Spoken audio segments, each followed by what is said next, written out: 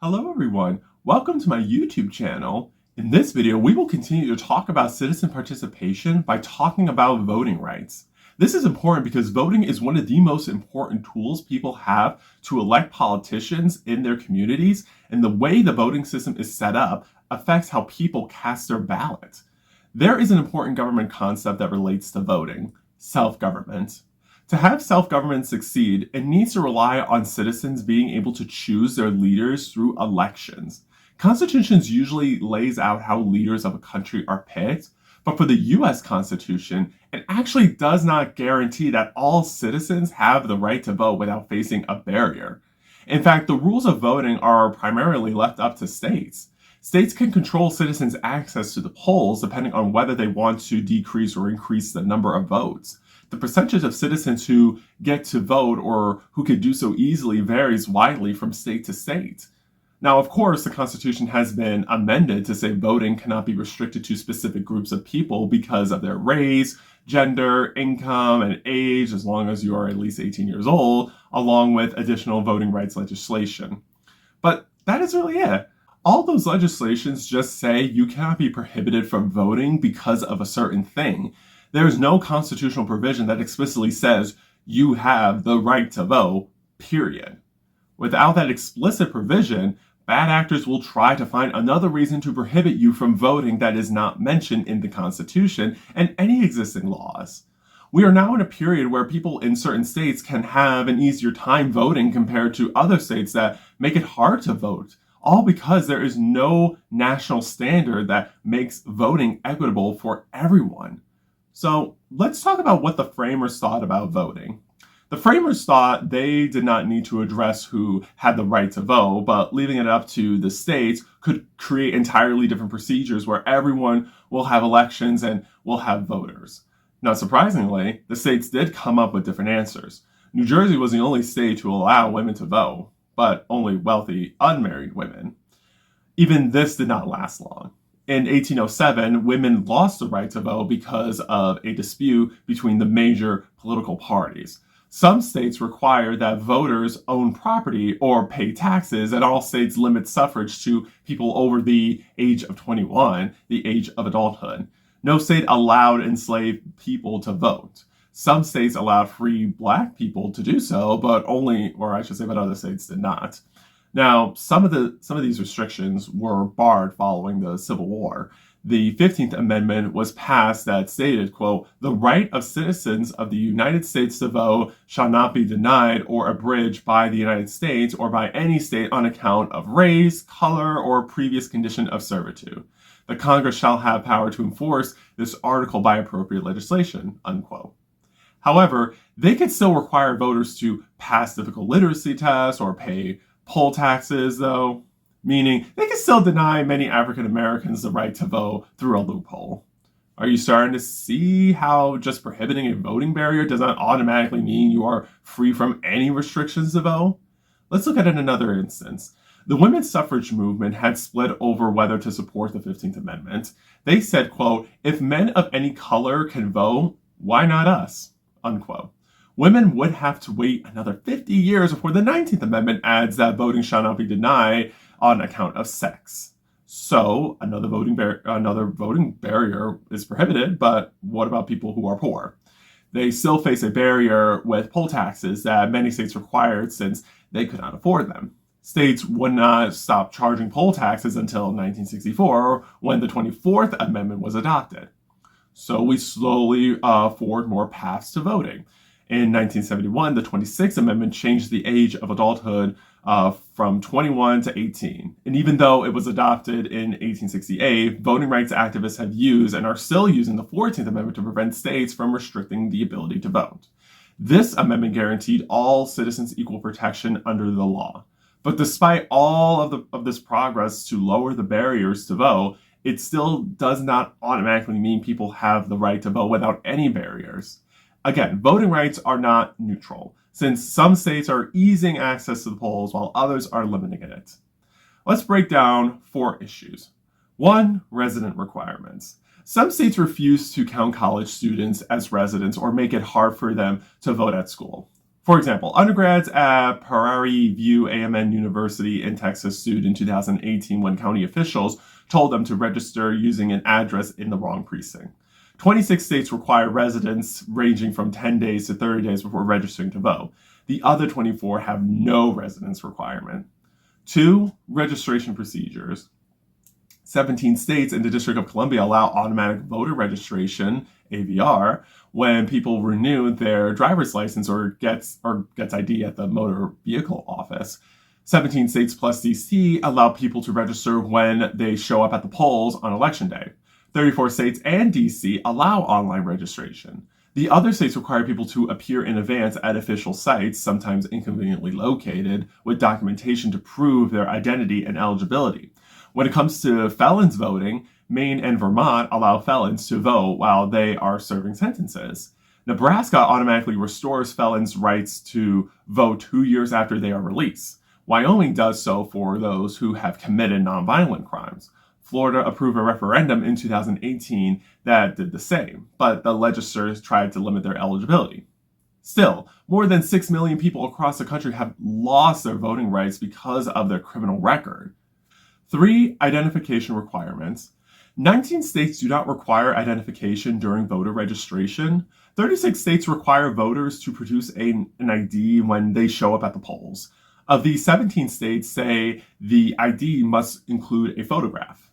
These types of IDs are often more expensive, making it harder for low-income people to obtain. Some say it could be a hunting license, an electric bill, or student ID. And some allow voters who arrive without an ID to fill in a provisional ballot, which is only counted after other documents are produced. 4. Polling hours. 38 states plus DC allow people to cast their ballots before Election Day. This time period ranges from less than 2 weeks beforehand to more than a month. 3 states require that all ballots be mailed. The rest allow voting only 1 day and only between certain limited hours, which vary from state to state. So, as you can tell, citizens' ability to register and vote continues to vary widely, and it is likely to keep changing. In 2016 alone, 17 states introduced new voter restrictions right in time for that year's presidential elections. These regulations matter. States such as Minnesota that allow same-day voter registration have the highest turnout of voters. In 2016, nearly 75% of eligible Minnesotans voted. As of 2018, legislators in 41 states introduced 514 bills to increase access to voting. Legislators in 27 states did the opposite. Even right now, there are some states that are either making their voting rules easier or harder. But like I said, this happens when we leave a lot of our voting rules up to states instead of having a national standard. Let's look at a contemporary example about voter identification. In June 2015, Mary Lou Miller, age 101, went to vote for the mayor of San Antonio. She had been voting regularly in almost every election since she turned 21, only 14 years after the 19th Amendment gave women the right to do so. She knew the importance of being involved in politics, which is why she taught classes about the candidates and issues. She had even driven people to the polls. She tried voting by mail since Texas allowed certain people to do that, but she recently moved and the post office did not forward ballots. But registered voters can cast their ballots several weeks before Election Day.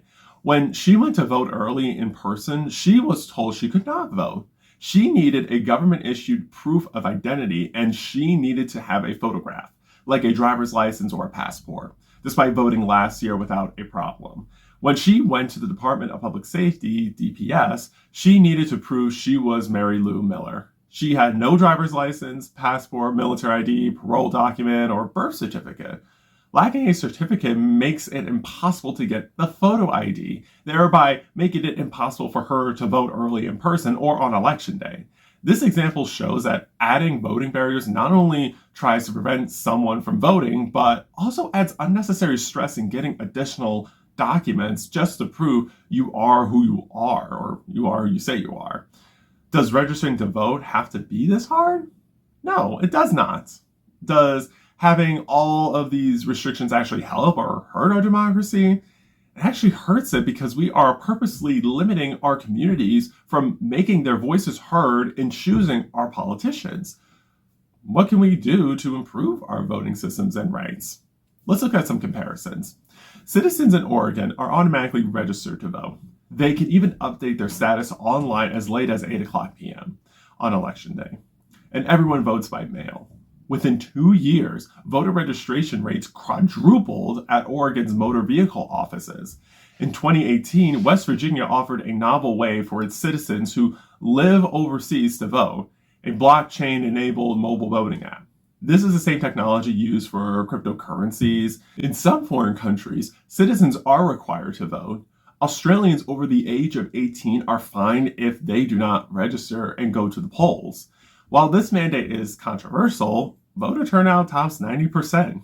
Some countries, such as Iceland and New Zealand, hold their elections on the weekend. Election day is on a Tuesday in the US, which is a day most people have to work. Many countries have less restrictive ID requirements. Denmark does not require an ID to vote. Switzerland will only ask for an ID if there is a reason to doubt the identity of the person who shows up at the polls. Canada accepts a variety of IDs, none of which require a photo.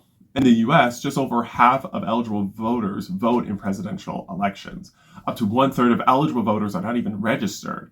Essentially, we have one of the lowest voter registration rates in the world. This is a huge problem because not enough of us are making our voices heard in deciding our direction as a country. Voting is also important to me because we also should not devalue our political power to make change through voting. Of course, the political candidates we vote for may or may not win, but even if our preferred candidates do not win, that does not automatically mean our vote never mattered in the first place. In fact, bad actors can exploit our disappointment and despair to convince us not to go to the polls and vote.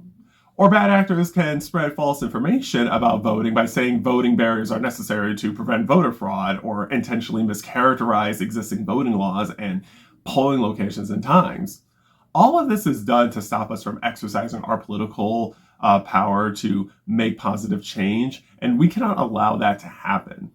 We have to make it clear in our Constitution that people have the right to vote, not just people cannot be prohibited from voting for a specific reason because bad actors will think of another reason to prohibit people from voting. That is why we kept seeing those loopholes being perpetuated all through this country's time, and we are still facing these hurdles over who deserves to vote and make their voices heard. Voting is so valuable, and we cannot give that up. In the next video, we will continue with citizen participation by talking about running for public office. Until then, please like this video, subscribe to my YouTube channel, and turn on the post notifications so you will be notified when I post my next video. I appreciate your support. Remember, you are powerful, you are capable, and you are the changemaker our society needs. Thank you so much for watching this video. I will see you soon.